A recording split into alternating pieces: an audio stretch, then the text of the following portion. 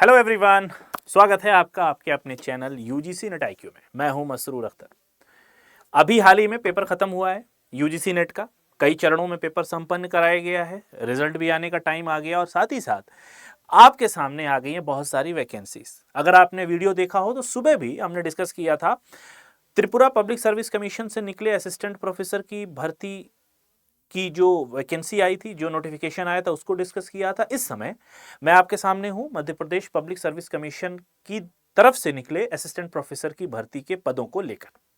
किन किन विषयों में पद खाली हैं, इन पर हम चर्चा करेंगे। वीडियो शुरू करने से पहले हमारे चैनल को अगर अभी तक सब्सक्राइब नहीं किया है तो प्लीज सब्सक्राइब कर लें यूजीसी नेट आईक्यू को, और लाइक कर लें, आगे भी शेयर कर दें उन लोगों तक जो परीक्षा की तैयारी कर रहे हैं, जिनको नौकरियां चाहिए, जिनको असिस्टेंट प्रोफेसर की नौकरी चाहिए।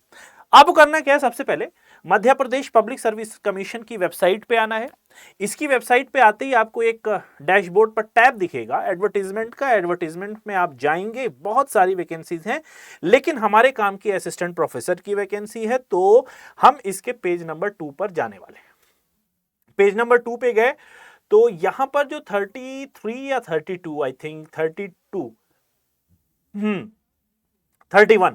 31 नंबर जो पोस्ट है, ये आपको ध्यान देनी है कि यहां पे एक एक करके अगर हम पढ़ें तो assistant professor chemistry, assistant professor botany, assistant professor zoology, assistant professor physics, assistant professor mathematics, assistant professor economics, assistant professor pol science, assistant professor Hindi, assistant professor commerce, assistant professor history, assistant professor English, assistant professor geography, assistant professor sociology, assistant professor computer science, assistant professor geology, assistant professor statistics, assistant professor Urdu, assistant professor Sanskrit language literature, assistant professor Sanskrit literature, assistant professor music, assistant professor Sanskrit प्राच्य।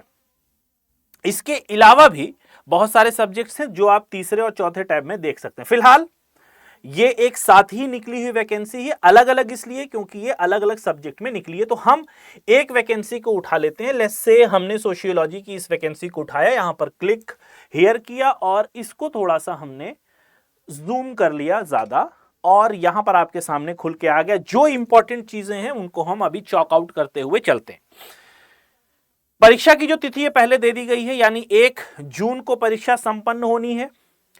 प्रवेश पत्र आपको 23 मई से मिल जाएगा। Online आवेदन की अंतिम तिथि 26 मार्च है और जो शुरुआत की तिथि है वो है 27 फरवरी। इसका मतलब ये हो गया कि 27/2 से 26/3 तक आपको ये फॉर्म भरना है और 23 मई को इसके जो एडमिट कार्ड हैं वो भी फ्लोट होने लगेंगे। साथ ही साथ इसकी जो परीक्षा है वो 1 जून को संपन्न करा ली जाएगी। ऐसा यहां पर Madhya Pradesh public service commission के द्वारा बताया जा रहा है। अपरिहार्य कारणों की वजह से कभी परीक्षा टल सकती है या फिर डिले हो सकती है, ठीक है, या फिर कैंसिल हो सकती है। तो आगे बढ़ते हैं।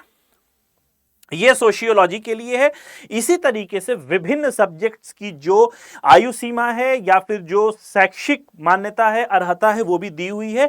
हमने एक को एज ए डमी देख लिया है। आपको क्या करना है, आपकी आयु सीमा, जो आयु की गणना की बात कर रहा है वो 1 जनवरी 2025 की बात कर रहा है कि 1 जनवरी 2025 तक आपकी क्या आयु है उसको माना जाएगा। और जो डेट ऑफ बर्थ है वो 10th के हाई स्कूल यानी हाई स्कूल की अंक सूची में जो अंकित है डेट ऑफ बर्थ, उसी को माना जाएगा, वही नाम भी माना जाने वाला है। और फिर उसके बाद शुल्क संबंधी डेबिट कार्ड आपके पास या क्रेडिट कार्ड होना चाहिए जिससे भी आप पेमेंट करेंगे। साथ ही साथ त्रुटि सुधार का भी समय दिया जाएगा।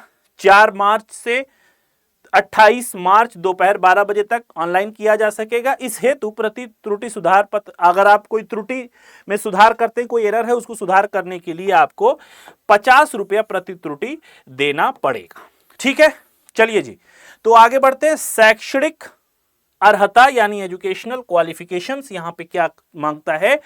कला, वाणिज्य, मानविकी, विधि, सामाजिक विज्ञान, विज्ञान, भाषाओं, विधाओं के लिए किसी भारतीय विश्वविद्यालय से या फिर संबद्ध संगत विषय में 55% अंक के साथ स्नातकोत्तर उपाधि अथवा जहां कहीं भी ग्रेडिंग प्रणाली लागू हो वहां पॉइंट स्केल में समतुल्य ग्रेड होना चाहिए या किसी प्रत्यायित विदेशी विश्वविद्यालय के समतुल्य उपाधि होनी चाहिए। यह बात समझ में आ गई पढ़ाई लिखाई वाली। दूसरी, उपरोक्त अर्हताओं को पूरा करने के अतिरिक्त अभ्यर्थी द्वारा राष्ट्रीय पात्रता, यह इंपॉर्टेंट है, इसके अलावा आपके पास NET होना चाहिए जिस सब्जेक्ट में आप अप्लाई कर रहे हैं। जैसे सोशियोलॉजी में अप्लाई करना चाहते हैं तो सोशियोलॉजी समाजशास्त्र में आपके पास NET होना चाहिए, नेट का सर्टिफिकेट होना चाहिए, या फिर जिन सब्जेक्ट्स में CSIR नेट होता है उन सब्जेक्ट्स में आपके पास CSIR नेट की उपाधि होनी आवश्यक है। ठीक है, ये इसेंशियल है, मैंडेटरी है। आगे बढ़ते हैं।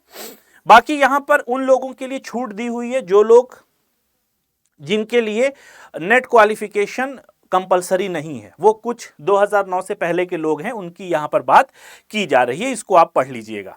ठीक है,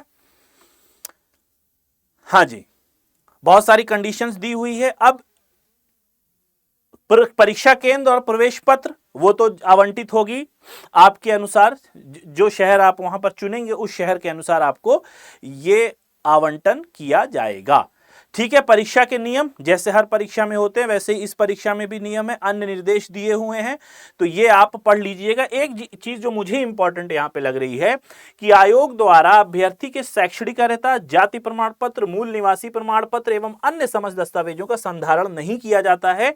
अभ्यर्थी द्वारा प्रस्तुत स्वप्रमाणित दस्तावेजों का मूल दस्तावेजों से मात्र मिलान का कार्य आयोग द्वारा साक्षात्कार के समय किया जाता है। तो जो भी डॉक्यूमेंट वेरिफिकेशन होंगे वो साक्षात्कार के समय किए जाएंगे। ठीक है, ईमेल एड्रेस और आपको SMS के लिए वैलिड मोबाइल नंबर आपके पास होना बहुत अनिवार्य है। अब यहां पर आती है बात रिक्त पदों की। तो अगर हम समाजशास्त्र की बात करते हैं तो अनरिजर्व्ड में 6, SC में 16, ST में 16, OBC में 40, EWS में 9, कुल 92, 90 और 2 92 पद यहां पर दिए गए हैं। ठीक है, रिक्तियों में से मध्य प्रदेश के शासकीय महाविद्यालयों के अतिथि विद्वानों हेतु आरक्षित पत्र, यानी जो लोग पहले से गेस्ट फैकल्टी हैं मध्य प्रदेश के किसी भी डिग्री कॉलेज में, तो ये बड़ी अच्छी बात की गई है कि उनके लिए भी मध्य प्रदेश गवर्नमेंट ने वेटेज दिया है कि जो लोग गेस्ट फैकल्टी के तौर पे काम कर रहे हैं उनकी भी सीटें हैं।